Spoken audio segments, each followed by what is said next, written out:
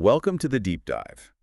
Today, we're going to be taking a peek behind the curtain into the world of magic, but not the wands and rabbits kind of magic. Right, not the pulling a rabbit out of a hat type of magic. Exactly. This deep dive is all about a clever invention by magician Chris Moore that solves a common problem faced by close-up magicians. How to make a coin vanish convincingly. Yeah, even when people are watching up close. Which, I mean, that's the real challenge, right? No, absolutely. It's one thing to perform for a large audience where there's distance and distractions, but up close, every move is scrutinized. And that's where Chris Moore's invention comes in. It's called the Universal Coin Gizmo. And the best part is we're not just talking about it, you'll actually be hearing from Chris himself. He not only explains how it works, but he demonstrates it too. Oh, that's fantastic. Seeing it in action really brings to life the ingenuity behind it. It's a great example of how limitations can actually push us to think differently and come up with innovative solutions. You're not kidding. It's a great example of an idea simmering in the back of someone's mind until the time is right. It all started back in 1973 when Chris was stationed in Spain with the Navy. He was at a restaurant showing off some coin tricks to his shipmates when a waiter approached their table. Classic setup, a magician in a restaurant. What could go wrong? Right. Well, this waiter, who spoke broken English, borrows a coin from Chris and performs a vanish that completely fooled him. Talk about being upstaged. Oh, I can only imagine. That must have been quite the experience for Chris, to be outsmarted at his own game, so to speak. Absolutely. But instead of being discouraged, it sparked an idea. Chris started thinking about how the waiter did it, about a hidden space for a coin, something discreet and undetectable. It's fascinating how inspiration can strike from the most unexpected places. What starts as a simple coin vanish in a Spanish restaurant ends up sparking a decades-long exploration. And explore he did. His first attempt at creating the universal coin gizmo involved something you might find surprising, a breath-right strip. You know those sticky things people use for snoring? It sounds crazy. I know, right? But it actually makes sense when you think about the properties Chris needed. Something discreet, flexible, and able to hold a coin securely. Exactly. He was experimenting, trying to find materials that would work. But as you can imagine, the breath-right strip, while a good proof of concept, wasn't exactly durable or reliable enough for professional use. It's a good reminder that the path to innovation isn't always linear. Sometimes you have to try things that seem outlandish, experiment with unconventional materials to find what truly works. And that's what Chris did. He kept tinkering, kept refining his design. Eventually, he landed on a combination of aluminum and felt for the universal coin gizmo, durable, quiet, and discreet. And here's the real stroke of genius. Instead of fighting against the natural anatomy of the wrist, he uses it to his advantage. Okay, so how does that work? Think about the wrinkles you have on your wrist.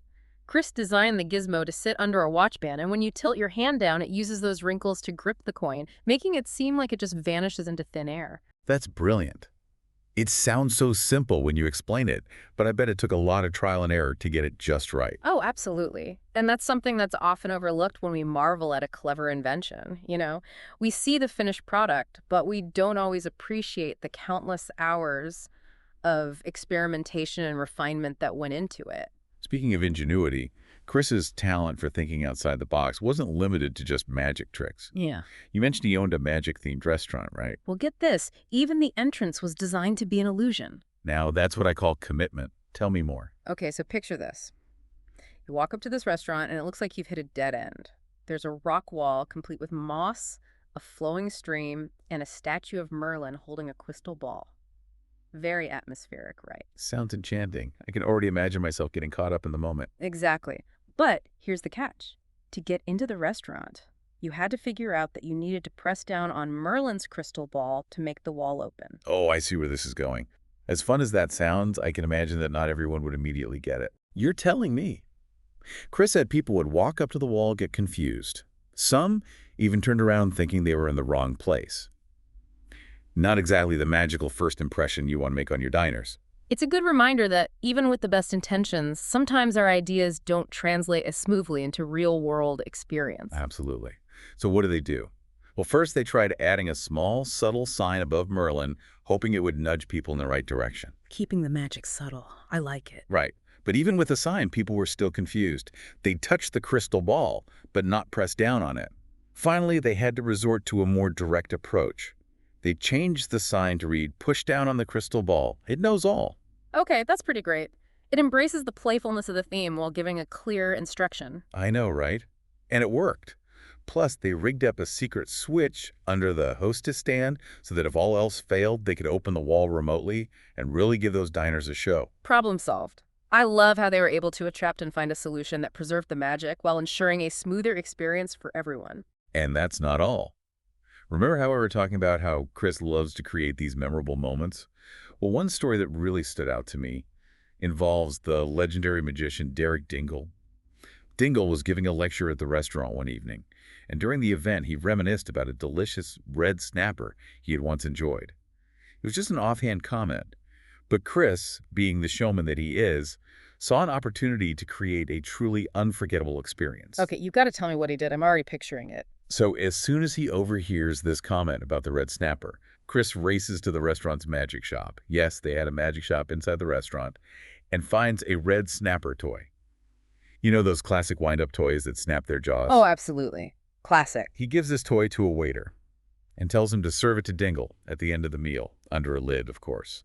The waiter plays along perfectly, approaching Dingle with a flourish and announcing, "And for you, sir, the red snapper." I can only imagine the look on Dingle's face. That's priceless. Apparently it was.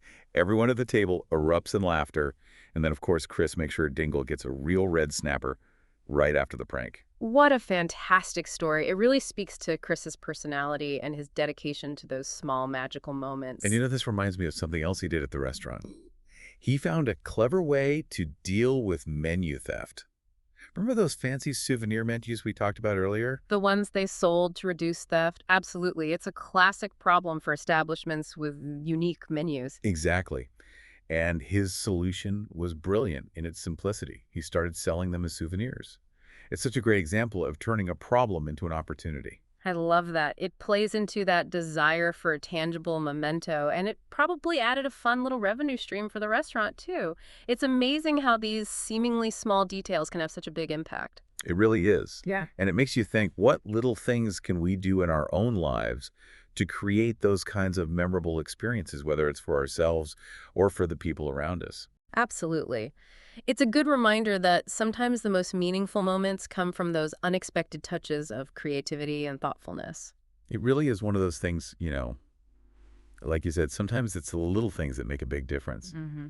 And speaking of making a difference, Chris's passion for magic goes beyond just performing. Oh, yeah. He actually founded his own magic supply company, Magic Etc. Pros. Right, of course. It makes perfect sense when you think about it. Yeah? He's clearly dedicated to the craft, and now he gets to share that passion with other magicians by providing them with the tools. It's a great example of someone turning their passion into something bigger. Absolutely. And it's inspiring to see how that initial spark of inspiration he got back in Spain led to this whole journey of creativity and entrepreneurship. It really makes you wonder what everyday problem any of us might encounter that could spark our own inventive spirit. It could be anything, really. A Mhm. frustrating kitchen gadget, a cumbersome way of organizing your workspace, even something as simple as trying to keep your headphones from getting tangled. Or maybe you've already had that spark and you're working on something amazing right now. Exactly. What's your own universal coin gizmo waiting to be discovered? What problem are you going to solve? That's a great question to think about. And who knows, maybe we'll have you on a future deep dive sharing your invention with the world. Now that would be something. It would.